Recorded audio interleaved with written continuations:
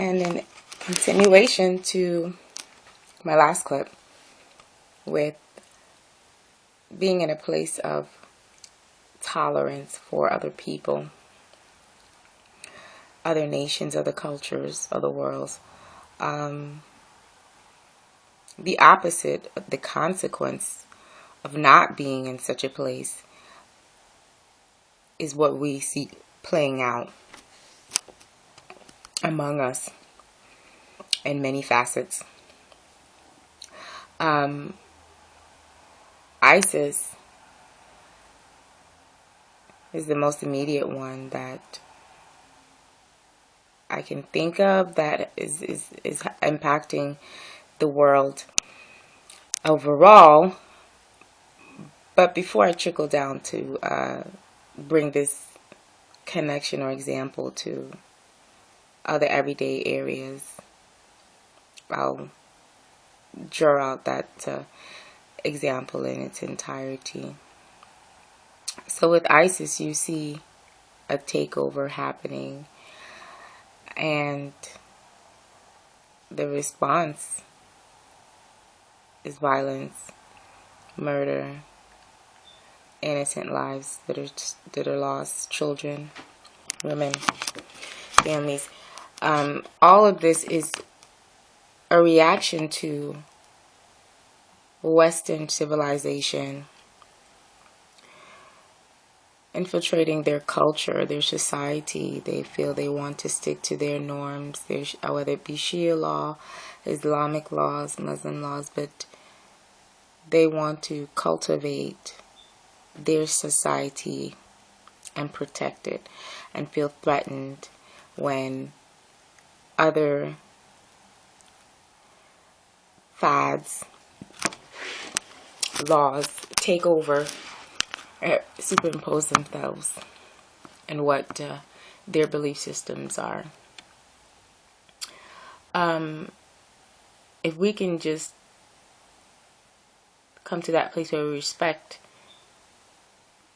that individual's belief, even in corporate America, as opposed to just going into another culture, a third world country, and feel that they're not human enough to deserve clean air, so we'll build factories and make millions of dollars for our corporation, and live in better standards in the United States, and demand that they exist in these standards, horrible, deplorable conditions. So they're fighting back, but I point out that the fight is no longer restricted to that region. They are armed boots now, and they're coming and pushing back. The force is pushing back to it. Now we have it, they're spreading out in Western civilization, and now you can visualize it from two perspectives. Assimilation, we're a melting pot over here. Then you have the people who have been sent to learn the ways of the Western culture, and then camouflage, infiltrate, and when the time is right to move, to implement the massacre. So they are no longer restricted to the Middle East, Russia, BRIC Nation, everyone. They're tired and said, I am now going to push back. So if we can just begin to understand how this is a response to some sort of violation, and capture it before it gets to the point where the person who's been oppressed for so long begins to fight back, then we can avoid war. And that's at a level where the whole society sees it when it's played out on the news. But if we can just scale down to the institution of family, community, and see where the message that's being said among those communities, those smaller ventures, and see how we're not accepting of people's ideas, thoughts, rights. Are they always right? everyone, only one person can determine that, and that is no individual who holds their own belief. We as a people can come and forge a majority, a principle based on biblical values, theologies, which, you know, what America was founded on. So anyone who opposes that, you know, I urge you to go and investigate the history of the Constitution and see how words are being manipulated to accommodate the society we're in now. And I'm for liberty. I'm for neoconservative, Republican. It's all about a toying, playing, manipulation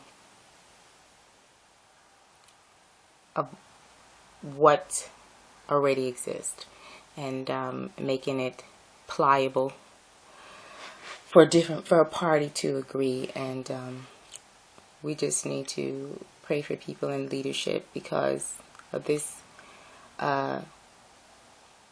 pressure that becomes a factor for people in leadership. They have difficulties making decisions, and you know, some people are given the responsibility to keep people in mind and at heart, and pray, and through that medium keep them at bay and prevent certain massacres and decisions that affect the world in its entirety.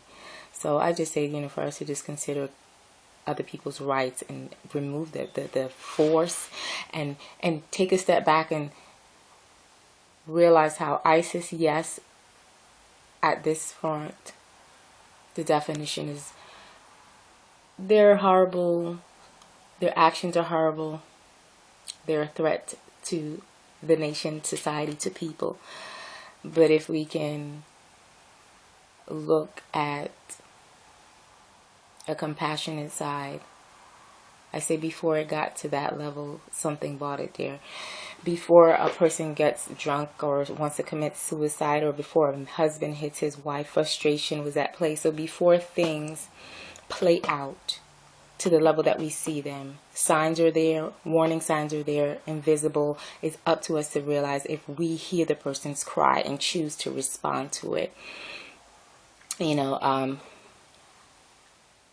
I hold firm that no one can take away who I am or my mistakes. They make me stronger. At some point, you have to get tired of being in a certain roller coaster. But I feed this to America and freely have it as your own, because I know where my next route will be. So if you can even consider this ideology towards the Clinton administration, towards Hillary Clinton, who's running for president, this is something for the campaign manager, her advisors, to use in their advantage and spin it off and kind of advertise to the world. Emotion and compassion isn't about being fragile and frizzled and unable to make decisions or remain consistent. In fact, it will bring a component of unity, patience, understanding, because there's a lack of understanding. Even the harshest tyrant, murderer, once he feels he's being heard, is willing to sit down and meet with you. And that's the first step to coming to some sort of resolve or conclusion to the matter. So I give that to you guys, to all the Machiavellis as well. You know, the people who put forth that they're in agreement that things that are good for society and that are just, that will manufacture a social change and kind of ask the public to take their responsibility in helping develop this social change. But behind doors, their agenda is different. They put forth that they agree with what appears to be well, but behind doors, they're making decisions that are completely opposite because they have a role to play in a bigger destruction. So I share all that to say to you, again, let's be considerate and compassionate of others, and if we can get it at a level that's closer to home, then we can avoid bigger an escalation of situations. And then also to consider how Hillary's campaigning team and advisors can use this tactic to gain her many more votes, to spend the compassion and unity needed for war at this time. Remember the Machiavelli, the person that puts that they will vote for